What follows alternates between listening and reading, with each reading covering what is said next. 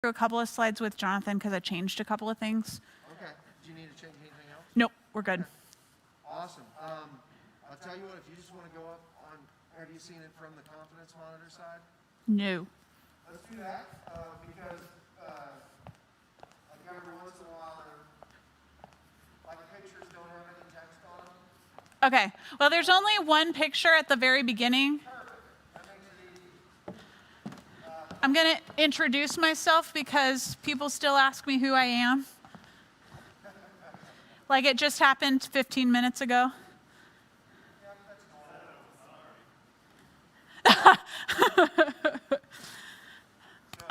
Yeah, so that says. If you want to do like a real fast forward, you don't have to do everything. Just do this, and then I'll talk about this, but don't go to this yet. Like if there's anything you want me to hold. But Okay. most of them are pretty simple to understand. We can just talk. It should be pretty easy. I am actually going to say all of the things that are on the slide. So like as soon as I say it, like this one, I'll say, in America, we define freedom as the ability to do what we want whenever we want to do it, no matter what. And then I'll talk about that for a little bit. And then I'll say here in America, we believe and fight for all kinds of freedoms. We fight for the freedom of association. And I'll talk a little bit about each of these things as I go through them, but I'll say all of them. And then you'll have a little bit of time. I'll say we have a story about a guy who is in relentless pursuit of his own freedom in Luke 15. It's a story about this guy we call the prodigal son. And in Christian circles, we have always defined prodigal as wayward. And so I'll leave that up for a minute, and then I'll start telling the story. Story's in Luke 15. It goes like this, and I'll read it.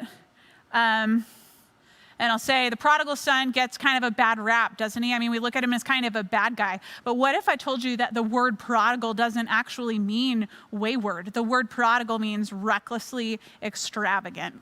We'll talk through that a minute. I will retell the story like he is in today's time and say, you know, he wasn't going out to ruin everybody's lives. He was looking for freedom. He was looking for his personal freedom, and he was having a blast. I mean, it's like if he went to Las Vegas. I'm going to go through this kind of current modern day thing. The New Living Translation calls it wild living. It says he wasted his money in wild living. I'm going to talk through what it looks like to pursue personal freedom, different types of personal freedoms that we go for, and how personal freedom comes up empty, and how eventually his money ran out. And then I'll read this passage about how his money ran out and he ended up with nothing. And when he ended up with nothing, he was starving. And he went looking for sustenance. What does starving look like in our culture? We've got all kinds of examples of what starving looks like. I'm going to talk about several different things, you know, binge eating and drinking every night and scrolling on our phones all the time. And that's what happens when we pursue personal freedom so intently. The relentless pursuit of personal freedom will leave you to starve. And so he hatches a plan and he comes up with this idea. I'm going to talk through, like he decides, I'm going to go back home. And I know that I've gone too far, but maybe I can work for my dad. Read this passage. And then, Will it go straight into the next one? Will you read straight into the next one, or will you pause? no, I'm going to describe the next one, and there's a chance I might not actually read it. I might just describe it here. And this is where it might go a little bit off the rails because every time I do it, I end up way off script and it comes out okay. So if I don't read those verses, it's okay to skip forward. What? I'm sorry, I can't hear you. I definitely will say, no matter what, I will say, he went looking for personal freedom. And when personal freedom led him to starve, he went looking for sustenance. But what he didn't realize was that all day, every day, his father was looking for him. His father was staring down that road, waiting all day, every painful day for his son to come home. And I can't do this without crying, so that'll be a whole thing. He says, this thing that breaks your heart. Father, I've sinned against both heaven and you, no longer worthy of being called your son. But what his father does is he shows his whole household that he's calling him his son. And then I'm going to go off on a big tangent about grace and how God still calls us his children. I probably won't read this verse about going and getting the robe and the ring and all that stuff. I'll probably just talk about it. If I skip it, then we'll end up at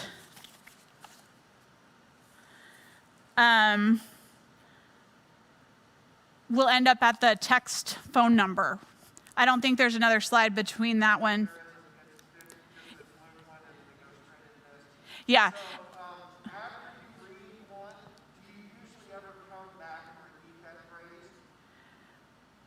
What do you mean? So say the relentless pursuit of personal freedom leading to start. And then when you go into this verse and read it, when you get to the end of the verse, would it be okay if every once in a while, if it's going on longer, if I just clear it? Yes.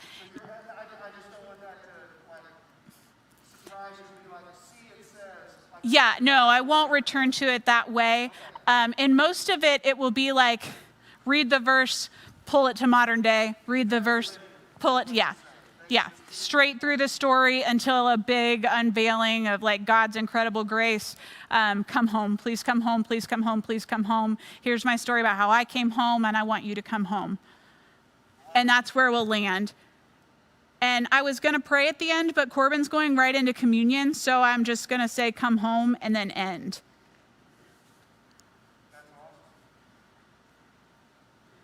And we'll see how it goes. Yeah. Not a lot, just a little bit. All right.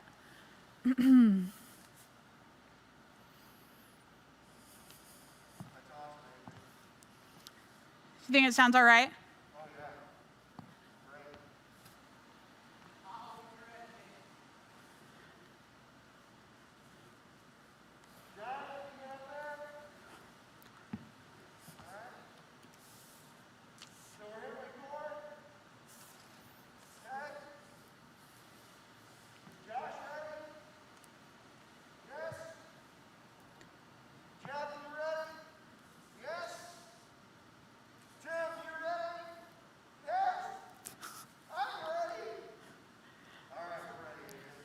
Okay. Will it be okay if I'm standing here and then move here? Can we move that mic stand?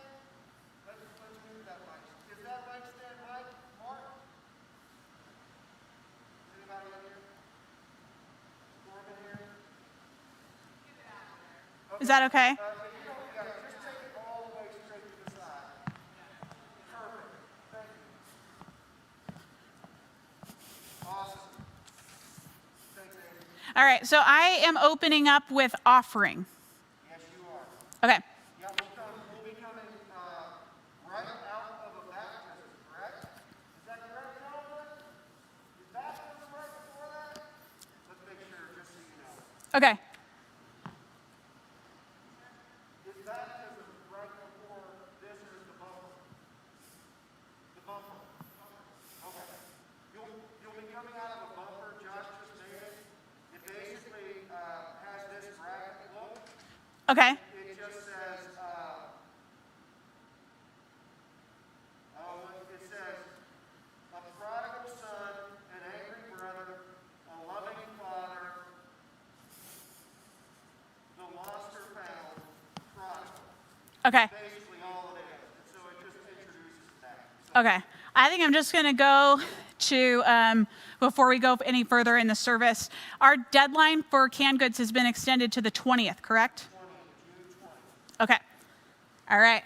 Then I I'm, don't know how much you're saying about it, but the collection point is going to be in front of the student. I don't know how many. I'm not going to say that much. It should be easy to figure out when they come by, right? We have some. Okay.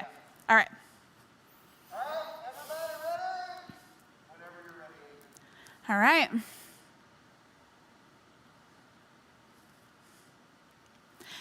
Before we go any further in the service, we wanted to take just a moment to celebrate your incredible generosity over the last couple of months. It has been such a privilege to watch as thousands upon thousands of food items have come in through our doors and then out into the city. We wanted to give you a heads up that we are going to still be collecting those items until June 20th. So come on in and drop them off between now and then. We want you to know we are so thankful for the ways that you have continued to give through this entire season.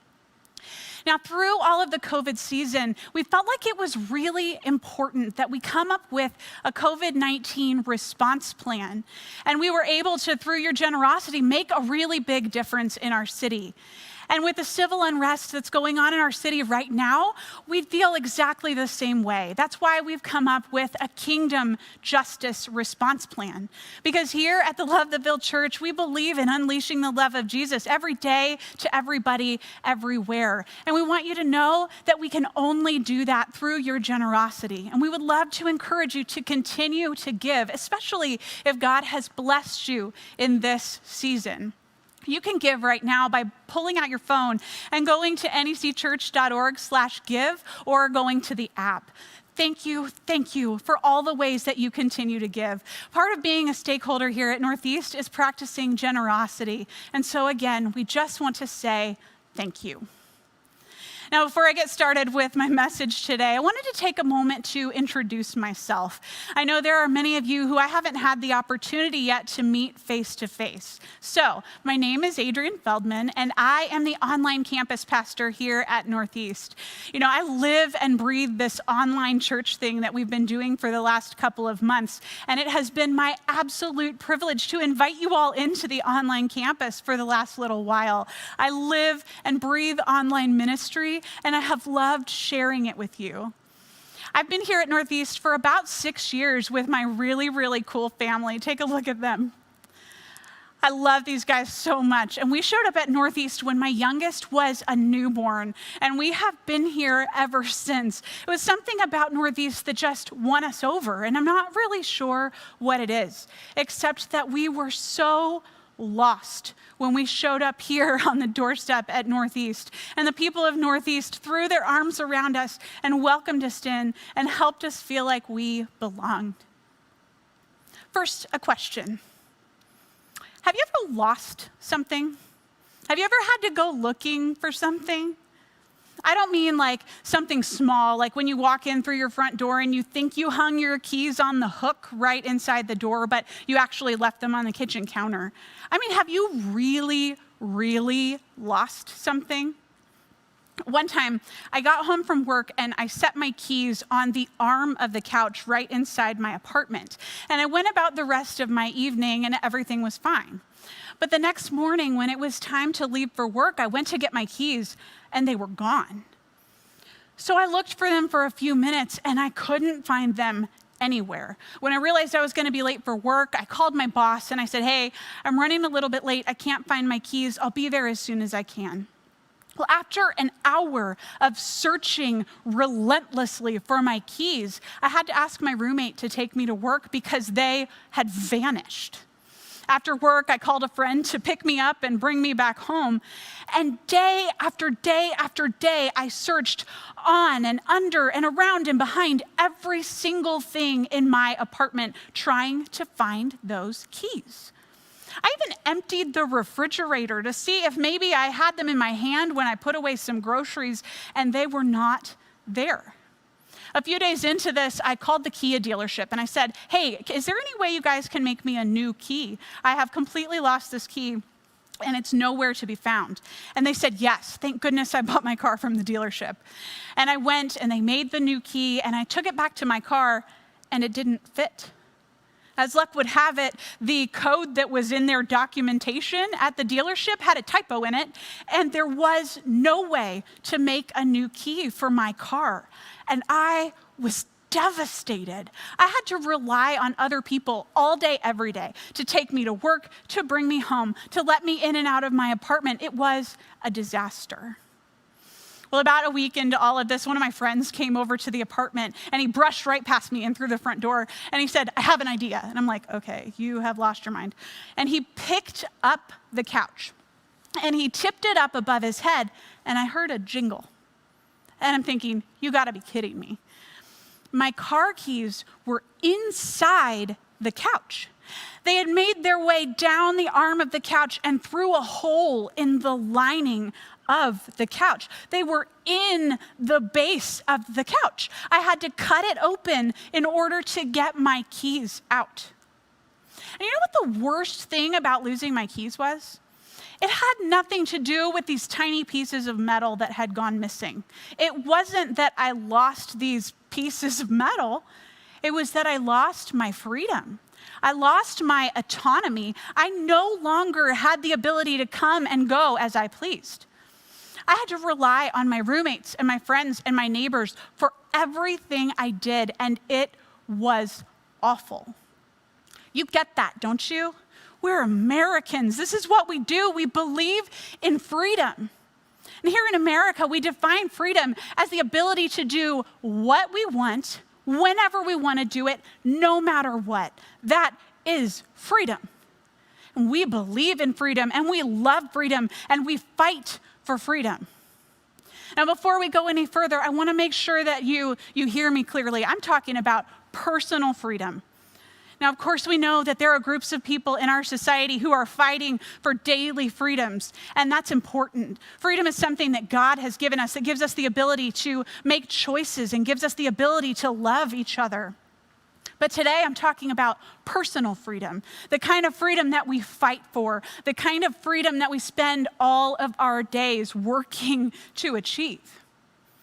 Here in America, we believe that we have these kinds of freedoms and they are supposed to be given to us. We believe that we have the freedom of association, the freedom to gather with other people, to belong to whatever group of people we want to belong to.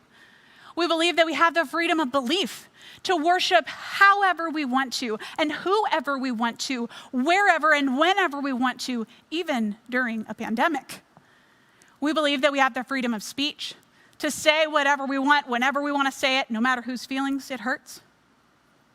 We believe that we have the freedom of privacy, even though we checked that box on our phone that lets it follow us everywhere we go. Even though we don't really experience that privacy, we still believe we should fight for it. We believe in the freedom of information. We believe we should be allowed to know everything all the time and to be right about it. We believe in the freedom of mobility. We should be able to go wherever we want, whenever we want to go. And we believe in the freedom that comes with wealth. We believe that we should be able to work hard and to earn a good paycheck for doing that. Now again, please hear me. I'm not saying that everybody perfectly has all these freedoms all the time, but I am saying that we live in a culture that decides that we should have these freedoms all the time, and we work for them, don't we? I mean, think about it. Why else are you working 50, 60 hours a week to get that paycheck? Why are you checking your emails before you go to bed and first thing in the morning before you get up? We believe in that relentless pursuit of freedom, and that's what we fight for in our culture. You know, Luke chapter 15 tells us this story about a guy who does exactly that, who fights and claws and works for personal freedom.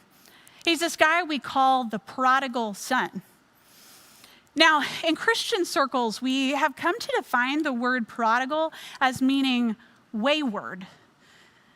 And it is this idea that the prodigal son is one who has just drifted away from all that he's ever known. Here's how the story goes. Luke chapter 15, this is what it says. A man had 2 sons. The younger son told his father, "I want my share of your estate now, before you die." So his father agreed to divide his wealth between his sons. A few days later, his younger son packed all of his belongings and moved to a distant land, and there he wasted all his money in wild living. Now, in today's society, this story maybe doesn't make quite as much sense as we'd like it to. So let me paint the picture for you in more modern terms. Let's say there's a man who has 2 sons, and he also owns 3 businesses. And he's already written up his will. And it says that when he dies, he's going to give the first 2 businesses to his older son and the 3rd business to his younger son. Well, one day his younger son comes up to him and he says, okay, Dad, here's what I want you to do. As if you are dead, I want you to settle your will right now. Sell off that 3rd business and give me the cash right now. I want it. I want it right now. And for some crazy reason, his father does it. And he sells off the business and he gives his son the money. And you guys, I think the prodigal son gets kind of a bad rap in this story. I mean, yes, I agree that it is a little bit out of left field that he'd be like, man, Dad, you're dead to me. I want my inheritance now. It's not very nice. It's definitely disrespectful. And there's nothing that's wise about going and blowing all of his money. But maybe he was just looking for his freedom. See, here's what we don't talk about in church circles. That word prodigal, it doesn't mean wayward. It means recklessly extravagant. And recklessly extravagant is exactly what this son was. You know, it's like he took all the money from the sale of that store and he went to Vegas and he blew it all. You guys, he was looking for freedom. He was looking for his own personal freedom, and he found it. In fact, I bet it was kind of fun at first. He was free. He wasn't connected to his family anymore. He didn't have to worry about all those pesky entanglements that make all of these rules for his life. He was looking for freedom. And when it says he wasted all of his money in wild living, we're talking he blew it. It's like he's in Vegas and he goes and he does it all. Casinos and prostitutes and baby tigers. Did you know you can buy a baby tiger for $2,000? Imagine, right? He blew it all. And I bet it was kind of fun at first. I think we do this in our own lives. I think we chase after personal freedoms. Now, I'm not saying that we go out and we tell our dads that they're dead to us and we go and blow all of our money in Vegas. I think sometimes our pursuit of personal freedom looks like sacrificing time with our families in order to take the climb up the corporate ladder. Sometimes the search for personal freedom looks like avoiding that difficult conversation with your spouse because you just don't want to have it. Sometimes the search for personal freedom looks like not calling your grandma because you don't want her to guilt trip you into visiting. But you know what? When we do that, we turn up empty every single time. You see, all that time that we sacrificed with our family so we could climb the corporate ladder, we miss out on watching our kids grow up. Every time we avoid that argument with our spouse because we just don't want to have it, we end up free from the conversation, but we miss out on that opportunity to let our spouse know that we love them more than this argument. When we avoid that conversation with grandma because we just don't want to hear the guilt trip, we don't have to have the guilt trip. But what if she dies before you get the chance to go visit her? I mean, you were free, but you ended up with nothing. You know, once I had a conversation with a friend of mine who had just landed a job that had an incredible paycheck. This paycheck was double what he was making at his previous job, and he was over the moon about the cash. But when we talked about it, he said, I just don't understand. I have more money than I thought I would ever have. I can live wherever I want. I can vacation whenever I want to. I can explore all of the restaurants this incredible city has to offer, but I still feel empty. I don't get it. Why do I still feel so empty? That's what the pursuit of personal freedom gives you. Nothing. You know, some of you went off to college with this idea that you could finally do everything you ever wanted to do. You know how I know? I did it. Now, I was a pretty straight-laced kid, and so what I did was kind of ridiculous. But I went off to college, and I got it in my head that I could finally do whatever I wanted to do, so I did. I had ice cream for dinner every single night. And I slept in every day until 12 or 1 o'clock in the afternoon. I skipped my classes. I stayed out all hours of the night, and I went shopping whenever I wanted to. I was free. And it was awesome. Until it wasn't. Because you know where it left me? 60 pounds heavier. And really, really sick. I was in and out of doctor's offices all the time. They couldn't figure out what was wrong with me. I was fighting debilitating depression. I started out not getting out of bed because I didn't want to. In the end, I couldn't get out of bed at all. I was in physical pain. I was in emotional pain. And I was out of cash. I couldn't even get home. You see, I had all the freedom I ever wanted. And yet, I had nothing. But this is exactly what happened to the prodigal son. I mean, here's what happens next. This is Luke chapter 15, verses 14 through 16. About the time his money ran out, a great famine swept over the land, and he began to starve. He persuaded a local farmer to hire him, and the man sent him into his field to feed the pigs. The young man became so hungry that even the pods he was feeding the kids looked good to him, but no one gave him anything. The son in the story is very literally starving. Now, in today's society, most of us are not literally starving. I know most of you live in the east end of Louisville. This is one of the wealthiest zip codes in the state. I know that we're not literally starving. But you know what starving looks like? Starving looks like drinking until you pass out every single night so you can just turn it off. Starving looks like binge eating so you don't have to feel anything.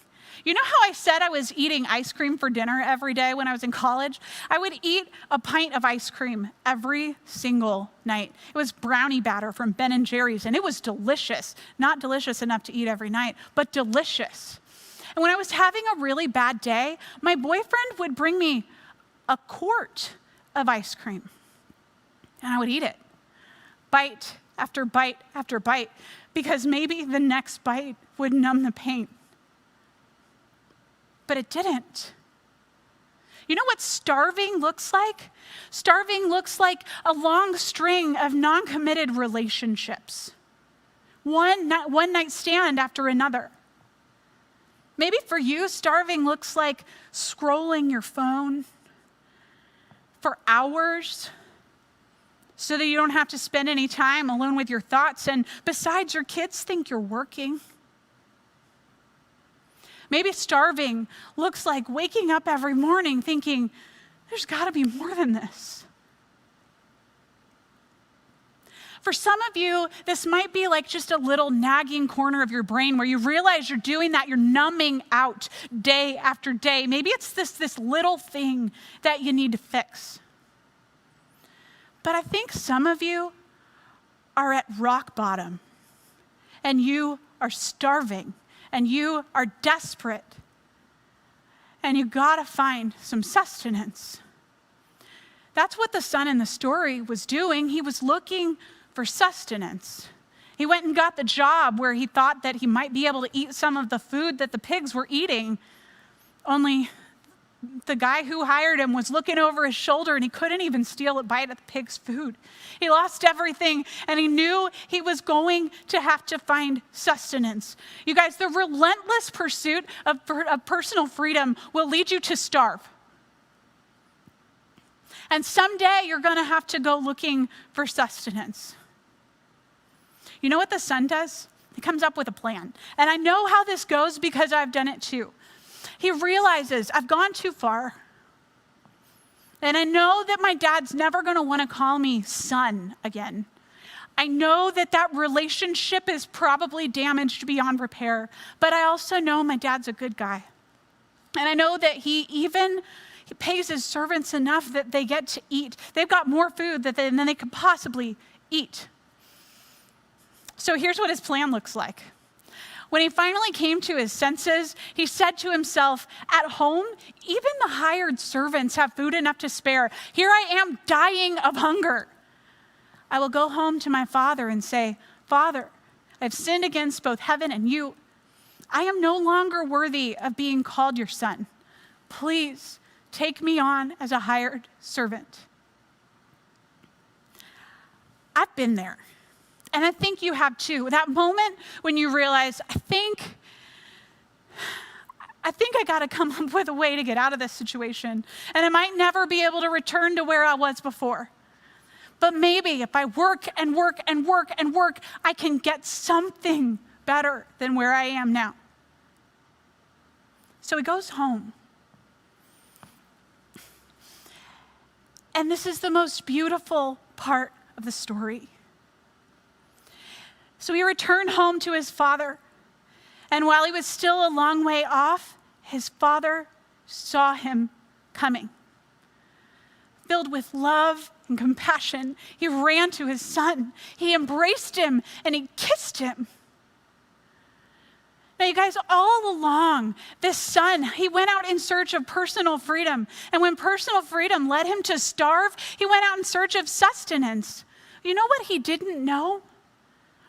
All along, while he was looking for these things to fill him up, the Father was looking for him. Guys, I don't think there is anything more beautiful than the point in this story when the Father comes running. He doesn't wait for his son to grovel. He doesn't wait for his son to list off the laundry list of horrible things he's done wrong. The Father comes running, and he throws his arms around his baby boy, and he says, I love you. And maybe you need to hear that today.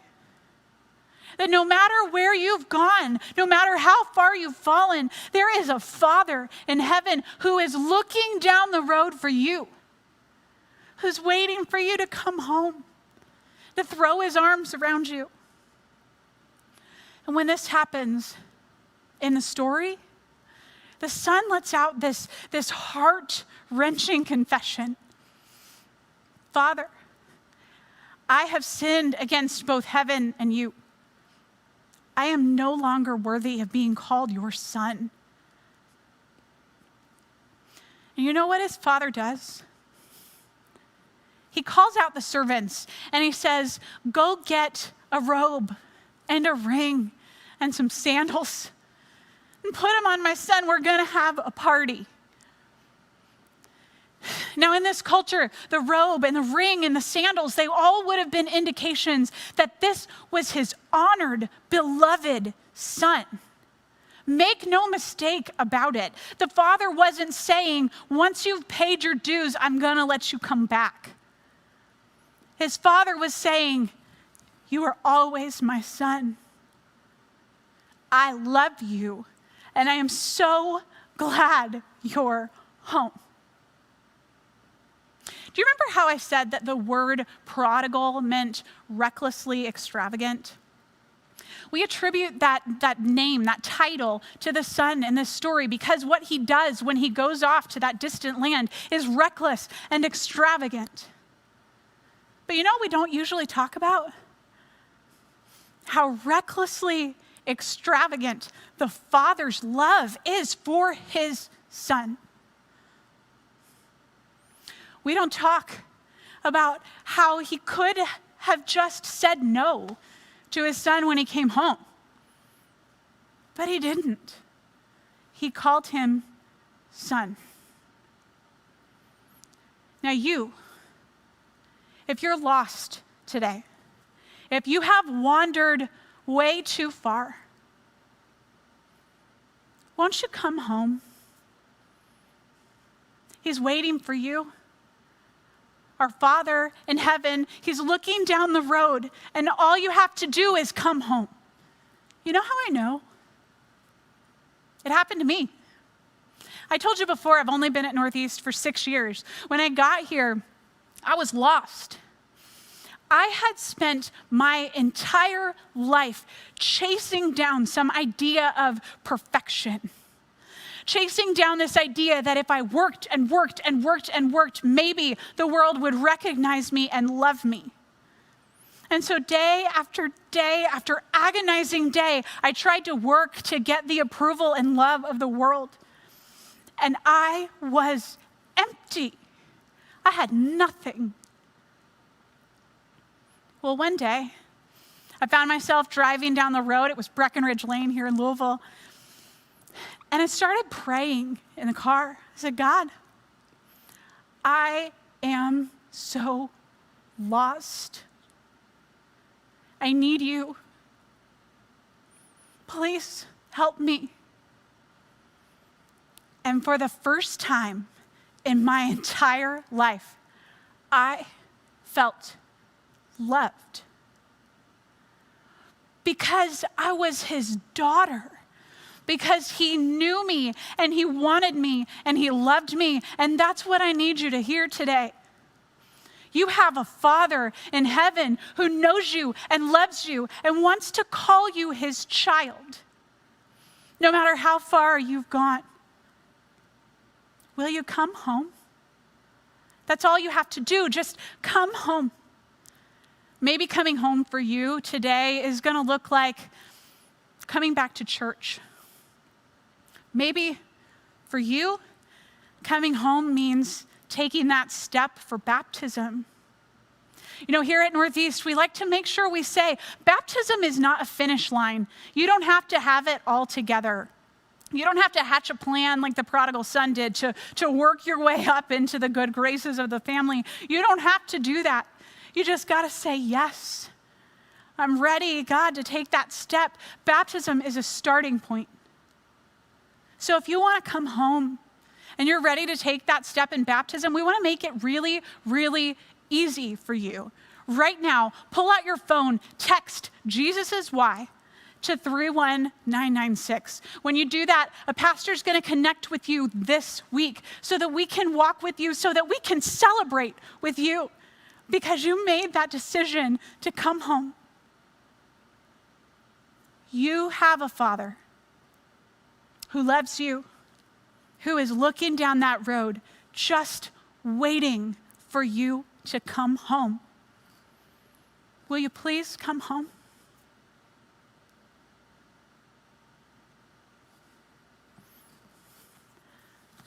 That's it. That's all I got. Great job. Great job. Thank you.